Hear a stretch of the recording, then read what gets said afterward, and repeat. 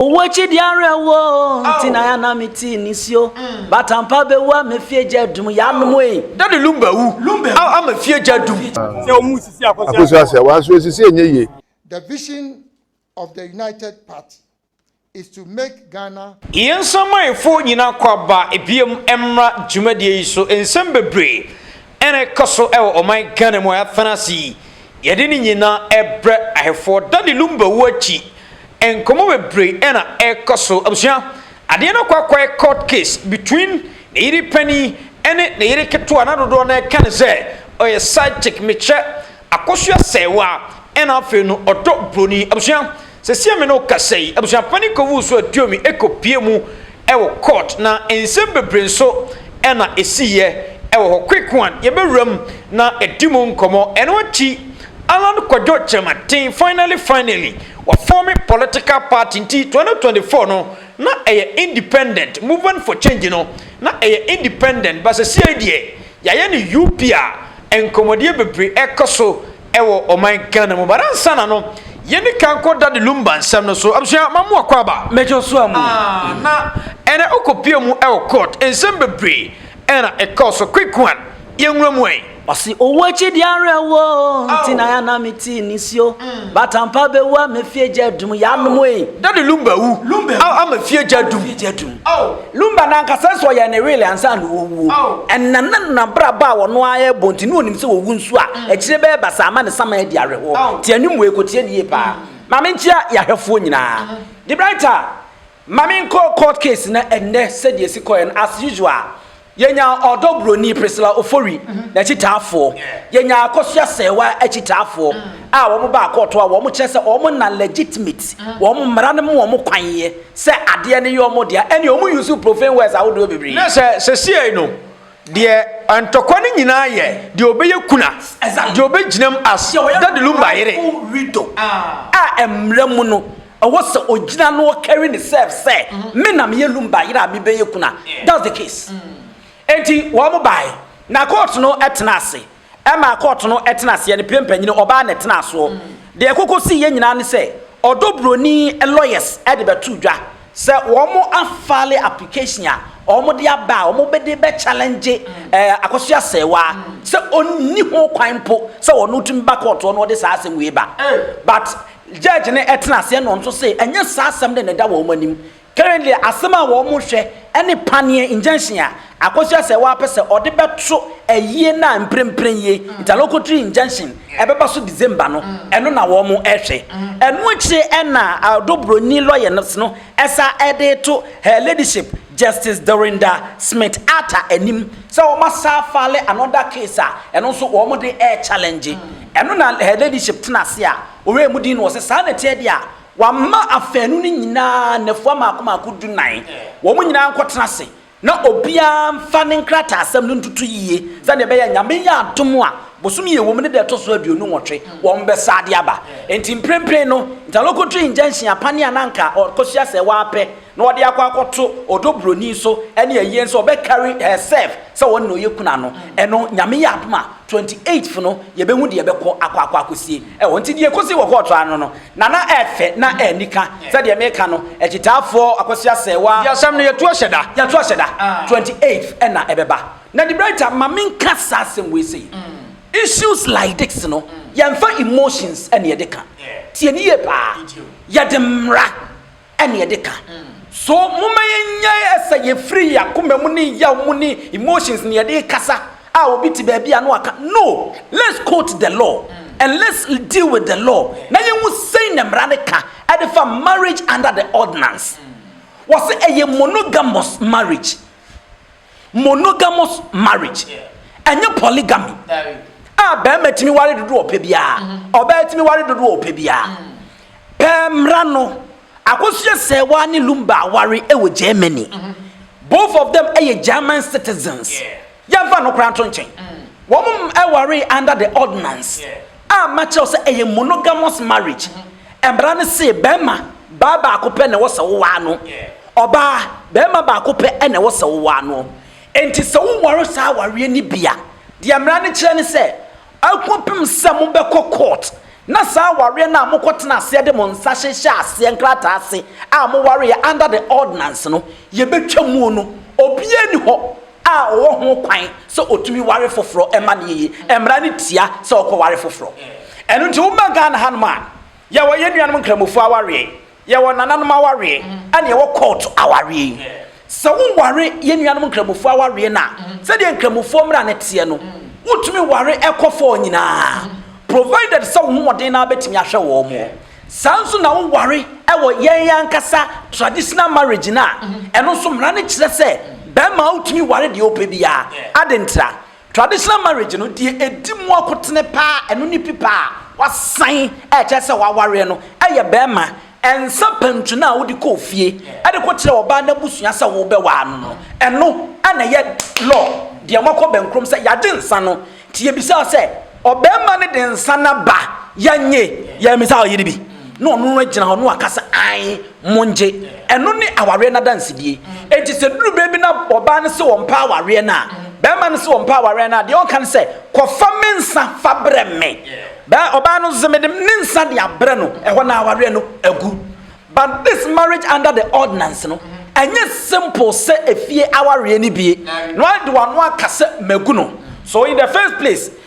odobroni lawyers ne allege say akosua sewa anase baba jama fm yelumba abai ade awareja ye beto wo manim so mpeso mu ja aware ene abusua panyin mi ami name kofi usunso de abeto dwa say akosua sewa de ensa abai ebehu abusua no for now let's take it say eye no krampa sa akosua sewa de ensa lumba nsa ade command abusua fo mo moje ema lumba nso gitumu. What about the marriage under the ordinance no de omo ye ne court na ye pipa no enu nem court de no o man kotwam enti se akosua sewa de ensa ne ko ekra no a still ne wo selumba follow na court de no nso emra kwan mu no ne lawyer wo ho akosua sewa lawyer ho enia ayiripani akosua sewa o de nsa kwa na de se ubeginam se ube yekuna ide nti na me kire mu kire no sa this case ni yemfa emotions na de ka yemfa mra no mebe akosua sewa ne fa wa anya ade na maka de akiro enti se lumba amfolo na court case ni wo man kotwitwa nkrata no mu a legitimately akosua sewa the legally wife of that lumba wono nko na mrem mprempren yi wo so otimi gina nyese me di kan ma kire court no de beye na mum ebran mu na me kire we de da ho mo bi atimi redi mo bu enti wono ni the legal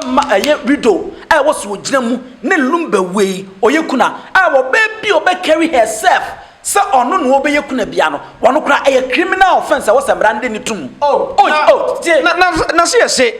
ai odobroni lete wona na te dadulumba wona bra dadulumba chasa dadulumba le yari sorry to say ona te dadulumba ajana nyina obetimi ayi ni pa so no wa huhurum adi oma apepam na sa adi agu ne yema sa pam still wonye legally wife woye kromfo wokowia kote eli bigudi na say odobro na oye side chick donkey work na no oye side chick aduma na oye enti se wo koyi ne nso pepa mu ho se wono no ode lumba aduane hye nani mu wono ma ne homi o wono ma ne nkon emra ne se eye monogamous one man one woman it is a solo marriage certificate ni wo ho di adanse se ye ntwam wo German court odo kosia se wa ne lumba ko ware ye na nobody tie obi ni wo Ghana ha wo se wo betimi de ne nsase ne boase ne pem akase akosua sewa enye legal wife miami nua busua panyi kofi usu wo ya panyini but wo ya ma ne panyini na dane akwada ensemi baaye no waka ha wo ko babia wo de oka onwene se panyini won central for di kan ni kodi nkomo ono ne num ton o se abusua ni kofi usu ne hwan abusua panyini ayelumba abusua panyini o se abusua ni mo babia ka ne yene na o Germany akosua sewa no ono no ode na ba fie ekire no osaba no se wo matena se wo makantin central for yenya bibia manenka enne hu sa de koto akosua sewa anim se onye legally wife nti onti meye kuna amani asem ni o sa woni aye lawyer William Kusi di nkoma bibisa se lawyer William Kusi ade na akosua sewa wo pe eno se de open nyina ne se abusua no oman no ade buo be ma no sa oye yire enti wo be ni kuna anya so open lumba eja pade bi o nya so opesika bi na mum ne rightful position ya de ne beto and per the law a married di a kire wo no emfa wo ne de wo hene bi ka emfa wo ne de judge bi ka emfa wo ne de lawyer bi ka mum law na mo ye no under the 1992 constitution when it comes to the marriage side na and America di kire mu yi Akosua se was still the legally married wife. The late. So later. Odobroni ne breye. Anu na maka cho anu na. Me so sasam no bi kan me sanjune ho am se na wo ba wale dali lumba se later wo bebre. Anu ni asam no. Za dali lumba de. Anu ni asam no. O me fa ne se later wo tale dali lumba ho a. Sika no be dibi. Die na hunya. Nti brede odobroni no wan sheda mre sa. Tio onu na ofa lumba ebeka from scratch agoya se wa amma wo mkoje busiam se was 100,000 euros at that time tie at that time ne repani na kosua se wa amma lumba yare nti oye se oba Ghana ena lumba se wonye brofu ni ebia no motumi a poison no enu nti the agreement was kona koye pressure no na sabra Germany anu no oboya pressure na obedi bedianko a wanko bi mu tie according to akosua sewa oba Ghana nwodo broni na woto ne mpa acha ne dan ya wo kodam a onim se wo ye maid na ni ba ne ho so na awo ba ko aba mienu aba miensa aba ye pantam a akoye nsia na ane na wo odo broni oh ya ene one akosua sewa oni lumba akosua sewa no so akosua sewa so ni lumba wo miensa ano odobroni nso ni lumba ensia ya pantamu a ensia yani daddy yanga se daddy lumba nyam fansie ye aya adiefu hwe asebo ya aba no moma yenyansa emotion medical ka e Christopher de agba dwaman sem se ya no ma pa la pa because say the only sinner Christians most of us know say the holy sin because of bo meko panyini bo aso panyini bo e de bo dikin bo na dikin asese bo but say you did not turn near a lumba gun who fee when you watch legendary status no a gun who fee and no one born fine but as legend was it there the legendary status where Charles Kodo for Sudan the lumba well good legendary status no fee oh yeah say a bed no credit yammy one abrabon wabbo oh yeah bema and Rama won't cancel person worry your worry bia abra and your marriage under the ordinance ye bra te say what way adane kwatena se na wo sensan no na otiko no eduan na duru won ma wonya abotrempo kind de wo san no won kan no wasan awie ene ye ka che say eye monogamous marriage under the ordinance enti ene e bind you se wo betimi akose me kware oba foforo until say nyame mfasa ma na nsi so da only lady mercy beka say ya ware ni ye jai the same thing apply to me because me nso akoye marriage under the ordinance bi sanuma ya oba bi obaba wakwa mu woni ne be wo 1000 enna wo asantene enna wo mu mahama ene akufu ado enna wo mu ahemfo wo wiase nyina still wo ye kromfo wa be wi akote ni bi na wo die legally emra ma ne kwan so obetra wo nja ware enti at the end asem besie no abusua ne pa court ne pa enam se odobroni ni lumba awunti no because of emaninti no am say oh ene lumba de woja na kire no because of nkwada ninti ya mo mu bibi but as wife no a wugina ho no emra bie ni wa ekekere abusua no ene the rightful widower ya kwosua se wan se wo mo bibi empo wo ye o ma na wo do ma ba asase so no let's get it clear I am for be better radio so I am for be better TV so I am for better information center so na omo de omo ya yemfa wo ma nware under the ordinance ninti no na ma yemfo mra mo kwa mo nti wadodo omo pe bia no obeba be ka cho se de nti ya wadodo ne se e bia na wo yere ba ko no obu ne nsa na opese one ne ko na wonya ti wo wadodo a nyi omunya ne bebu omo nsa abom e bia na wo ya bre e ye jimi argument obi ode saje we beto bia no the first place no wadene nya adwuma so open sa don't go and marry under the ordinance not the simple way so wonim so ye bema untumi no ba ba ko ntena se wo yo ba untumi ne bema ba ko ntena se a enkoye ko to aware because wo du tibe kwa ko hyegem sa na mra ne ka entimu me nyan obi di se afia so asnega na wo lokos kra ne se ya obedi akosi ase wa atam wo afia so asnega and one more candidate akosi ase wa photo no so ye nie emfa won ne problem ne besia kra moko boy e make sense say was me tene Germany na me hwɛ sɛ ne bɛyɛ ka ne yɛbɛtua but how frequent she was abra na lumba yare wɔ Ghana na no wɔ ba no enti wɔ wo ba ko no anhu wɔ wo mienu no anhu miensa no anhu ɔkɔwo ntafo anhu ayɛ pantem a yɛnsia no anhu ɛde na wo kan that time no then the lawyer will tell you say satan no ba bonten be kan ya ke be ka so ogu na odo broni so no to case say na wu no na dade lumba ni na wo says nti case ni say na oye ne yire maka ani omummo mumye no ntra wo nyina nya kuran court the law bi fatem say na mra ne ka under the ordinance no se be ma no ware no say no wo say no e simple say de be ya dade lumba di be da wo mumye no nyina ntra kuna da bre no say no odo broni nso abre baby amra ne nkyerɛ saa mamu me set presidents bi a ye ko be kwa kwakye ye law na ya no amra ne nkyekyi no bia se ware under the ordinance e die ntikura na dade lumba wu achi ne yire mu ne mpramu yesi ono ana nyima oboye mama mu ni wu achi nsesa yesa na kra be di areho sa me ne kra di areho abrabo obeboye na ama na kra di areho the legendary status ye wu legendaries a wo mu wu a wo mu wie ye o manko na we ye wake up call ade ma ya saponjumtini na se o yare keke se hui ya se we na ye we se me na me ne yire we se wo oje no ebra nyame mfasa ma obeda to na abu the same case say arise never enti lumba case na da no menya judge and I'm not judging it based on the court but the law na me read no judge bi obetena sie bia na asem obebu no de amodo broni no na judge na wo se examine license yi ene enko nti yenko ene story so enti de wo kan de yen hye na nguram sa enti na me kan se me de the law na judges na no motena se a wo motoroye e fa aware no mo anakenkan ene na makenkan ya me de ka nya de court case be ka na me ka law no de under the ordinance ne de be ma wo na wo sesa be wo be ma ya miensa kora wo ni tumi so ko ware oba foforo wo ba wo na so be wo ba ya miensa kora wo ni tumi so ko ware be ma foforo until said that marriage no ebeguo enti odensa koi e na no ma ga na mesra no e na odobroni ne hwe no eye court da ho bobo ye de asem awie no ye we de na nka judge no anya de na we so ye ni sei we ne we ye de asem na wie amana mutan krofo se wo a tanka ho no na menwe we ahanya me pa amana bia bawie se wo man yo madwene se wonom de se be ne bayi no be ma wo kru nko na obema ne nada okay na wo ware be ma ne wa wo baako wo nwa no mpo ne twempena wa wo baako wa wo mienu sister nti wonim nyanza se wo be ka kire branze bra kofie na de ko humi ma me keke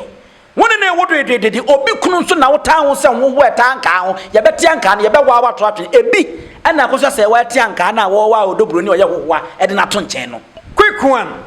yenko ne ko tie nsema Alan Kyerematen ere to dwabra o tene party on veli party no se se me no kase UP party a abepiem ewo oman Ghana mu a Alan Kyerematen eda no quick one 2028 ubehu no ewo ballot paper ne so yenko tie nsem ne ketwa bi mra ne koba abusuan beto aso. Today we are ushering a new era, a new dawn in Ghanaian politics. A new dawn that will end the divisiveness, acrimony, and rancor in politics in Ghana. A new dawn that will also end the duopoly in Ghanaian politics by offering Ghanaians a credible alternative and eliminate the culture of winner takes all.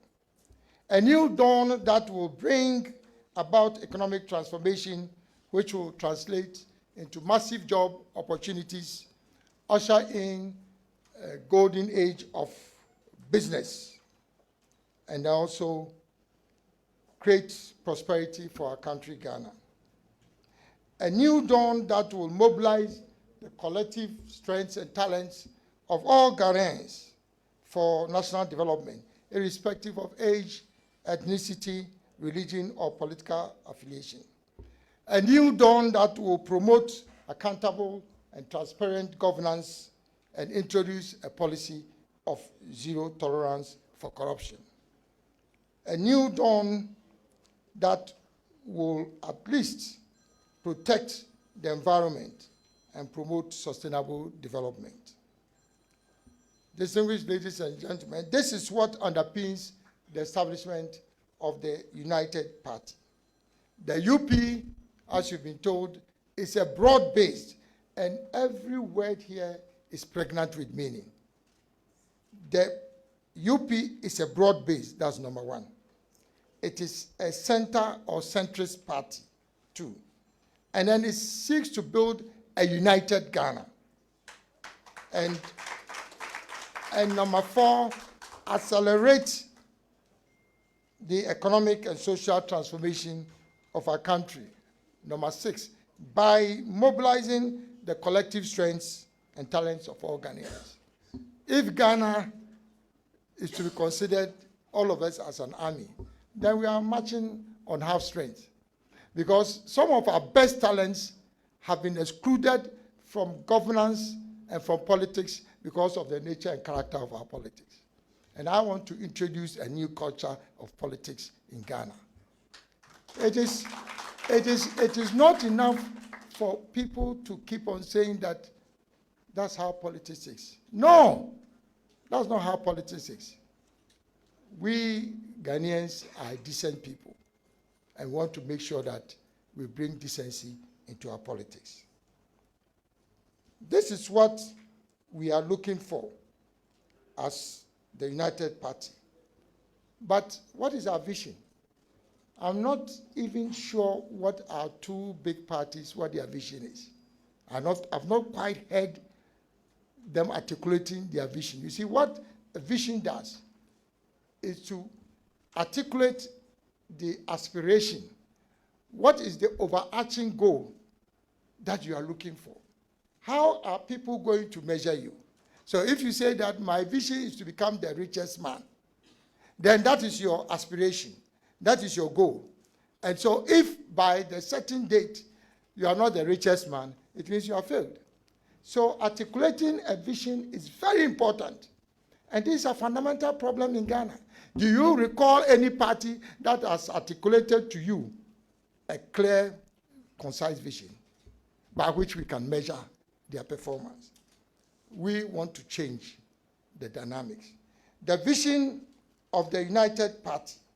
is to make Ghana the economic powerhouse of Africa by 2040. Okay, Yabusha. The writer. Alan Kyerematen. Yeah. Finally. Yeah. But then many aji. Yeah. Sasa. Semisinka party we nke megu MPP. Okay. Nanka any NDC compete because MPP ni se ntro na doso. O se Alan de ntro no on hye na ntwa ntro sa. But MPP for ntro no ntia o. No kwasem ni. Na ebe nso den se ye benya third force party anasa political party bia obetimi yanyinie na ya bompa isabesi o se woni mo kina se ono de ya bompa isabesi ntina meka se beye den menka se ntimi nsi kura ebeye den se political party bi beba na obetimi abenya hiri no anyanya agina so no abechen NDC ni MPP ebeye den pa but ebetimi nso asi ko bibia ye possible e wo wiase Alan Kyerematen meba ni speech na nkasa so but yenya de bi wa United Party. Is it necessary? This name, United Party. Are you pisena as a sedada? UP. Enkantete no na UP ho. Ah, nanya no kwa na beda ni MPP no. So de eno na ma brighter media ye dance no. Yere was the United Party was the main opposition party in the First Republic of Ghana. It was only opposition party throughout its existence from 1957 until 1964 when Ghana became a one-party state. And the Saudi United Party na bakwa semwa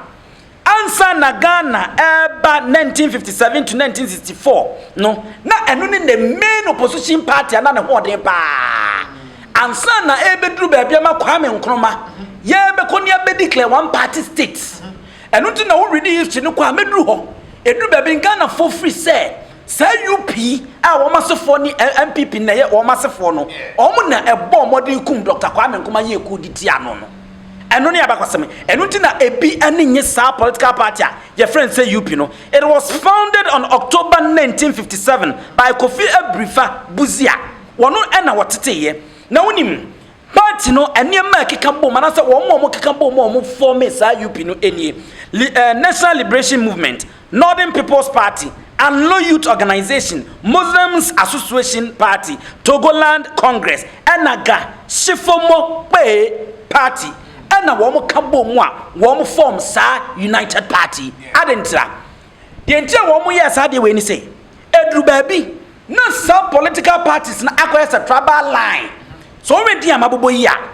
National Liberation Movement, Northern People's Party, afei Anlo Youth Organization, and afei Muslims Association Party, Togoland Congress, and Aga Shifomo Pay Party.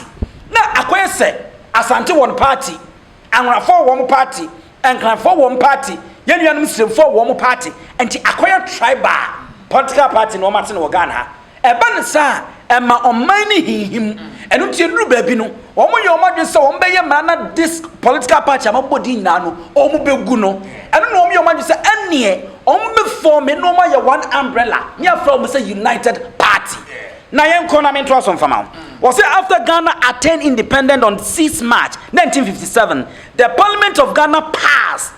the Avoidance of Discrimination Act 1957 CA 38, which banned all parties and organizations that were confined or identified to racial, ethnic, or religious group with the effect from 31st December 1957. The title of the act was An Act of Prohibit Organizations Using or Engage in Tribal, Religious, Racial, or religions propaganda to detriment of any community or securing the election of persons on account of their tribal, regional, or religious affiliation for the other purpose. And I'm sorry, sir, political parties are mabubotina. No, omu aim. And one mutayeno, I ni pursue ni peku, ya clan for yantia de, ya Santa for yantia de, ya yanta for yantia de, ya wayantia de, I don't mind it muba, and nothing a womutina so, not the under act of the Parliament 1957, no, 1 year salo, no, so won't be good all these political parties, Sanya Baya, and Kofo Hobia and Fama. It was said that this law meant that all the existing political parties would become illegal. These parties include the Northern People's Party, Muslims Association Party, National Liberation Movement, and Low Youth Organizations, Togoland Congress, Ghana Shifu Party. They therefore merge under the leadership of Kofi Ebrife Busia as the United Party. This took place on 13th October 1957. Once I can be so. And no one become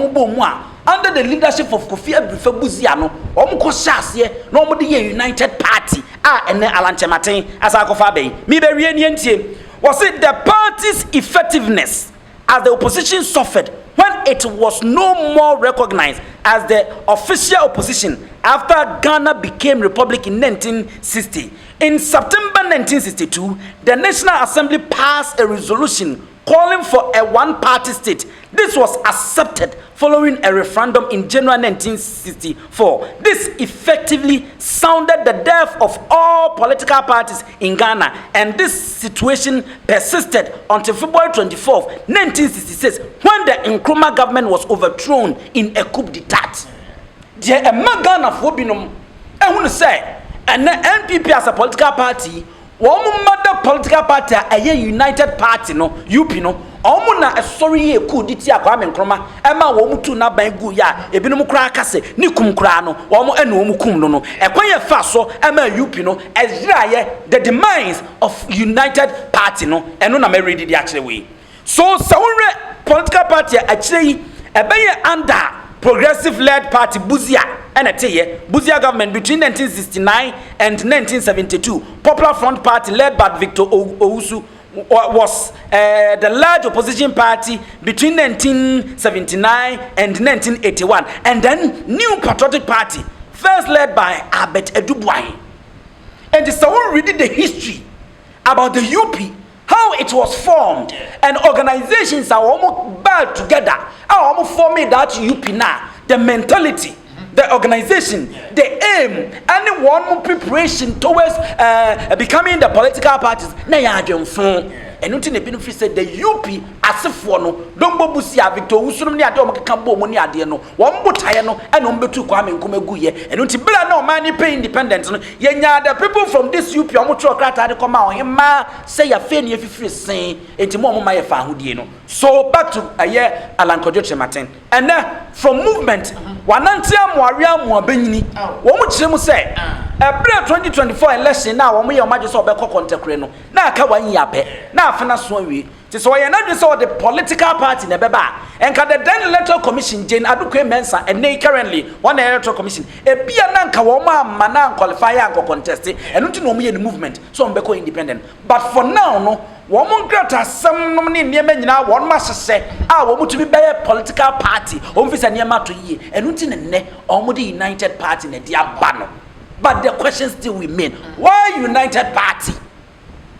Okay, political party now Alan dia bani die. Ke a good move. Oh yeah. Ka ebeta na chi. But United you pino na what problem oh. You pino I Gompe di foforo. Yeah. If I were Alan Kyerematen, o da bi say you pino ade a wo kan exist dada. Tete. Eno so fi ho na MPP free. Nti o ko fa you pini de ba. Ade ye din dada de e be selling them. Tie Rollins can be. Was a sound crop for we no mu dia bro my sa da ntoma. O mu change wo mu din from UP from National One Liberation Movement here and no more rise ya no mo dia ba bedru NPP. Samuye ma dwe samu beton wo mo line na mo bebre. Enti the name UP nankasa no efia ka no ayata de fita enwo som awo Ghanaian history about political mu a enti se UP ne yanka de na NPP a maintain the UP no mu change ne ba soro ebe ne NPP. So why going back to the mess again? Alan Kyerematen but already what they are bury. I don't think that the American will betting any changes the aba. So at the end of them more dance the brighter ya do ba to Judas abrabo boy and say obedi obeyi agenkwa ne man enti na ye ne ye Christopher nse obi obeyi agenkwa ma agenkwa be wu ye e de je ye nkwa ama na ye nya ba bi e de tie no say nipa ne ye bonsam ye mfa ne nya hwe enti die na baba ba ye enne wo ye de say din na to no baba ba ya mo adanso ama Christopher ape wasam ata ka ne Judas no eno na ho Alan Kyerematen ye atro enada akohwie abrabofun kata ahye prayer ne kankan ebinum say chemama say wudu say ya wo mo kwa kwatia wo mo ko ema na wo mo ko fa wo mo hotel no sa na UP be ye bia na ama edimbone e da ho mre bi no ya sa ko kai ya na I think say o mbese sa o mo nante no ma nante foforo o mo de wo mo party anthem nyina de aba nice organization nice movement o mo ni nya den no mo build one party no with truth not lies ebibia obebuild ya wode atro ene be hyase de be fapem no eduru so ebedwiregu nti kofo ka MPP say ene Ghana electric nani ate wo mo ni ebie ente se kane no no adada wo mo enti se wode na ada ba yebehu yebekai yeberidi yebehu ne eko enti it is better say wode anokre ene beto fapem ye UP party na ya wo no foforo no na dia ba ne hu se this UP edanso e che kane UP a na ye nim no. But then I think say ebetunya ba be compete MPP. Oh yeah. I'm not saying say Alan atie ba be compete o but ye ni beji say bedu time bi no na say MPP no dodo na ko wa kan no be boa because there before ye die politically aye possible pa after the 31st January 2026 NPP presidential primaries now ombeko no aye possible pa seba ku betimi abe join UP and I'm telling you the won kan ye no kure obi abeja ho achinye bia ne tie ne pa and obi odo ne be ko UP ni pia say UP enya nipa 100 a emu mienu pe anase 5 pe de be NDC for emu 95 MPP for upo that's the fact. Obi a UP be na kono bi obekwa akwojoin bia no wo pe NDC fo bekom no 100 na UP anya NDC fo be 5 pe e bia wo mo si ye de independent fo be se mienu pe dia aka ni nyina ye MPP fo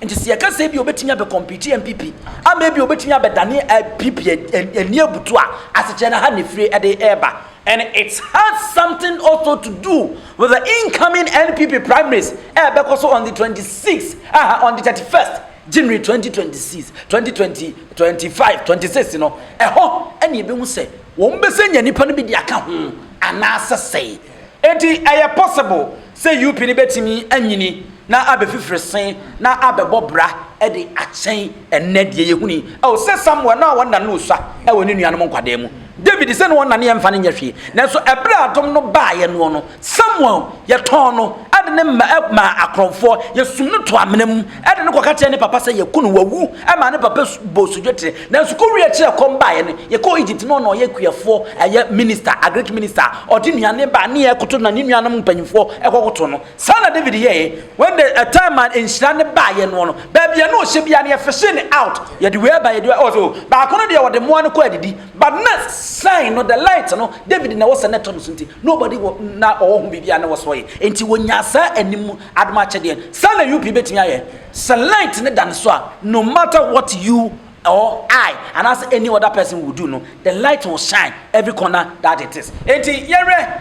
ebrane nkrabia afei na aba yenre ahomboapo a wo mu di bewura mu omo organizations ne ade no butterfly ne dey still omo nsesa no e da so ho na mum the movement no e na graduate abe political party yewie oh yewie ye futuo wo se yasa de tu yemfo obi a woni ne ye ade bia ma no kre ene pepepe yo enya adwuma de ebuo ne ani de sen fama na meda asema ne mfiri wa no da esanse enu na manipa entemtete asadanka aye Mr. Asante atade ene on the sponsor me e share matade ande ba aye me nsanti mbeta hu ba ko ye violet na ba ko ye blue na we Mr. Asante nyame sha se de ya refund in fact omo bro viewers so wama be ye nnua abaye namfo ti we from US ye de breme ye de breme ote me se ye de breme nyame sha no na onye na koma so ade ma no quick one yerema sie ko e be sa ba biem ya cry fo nyina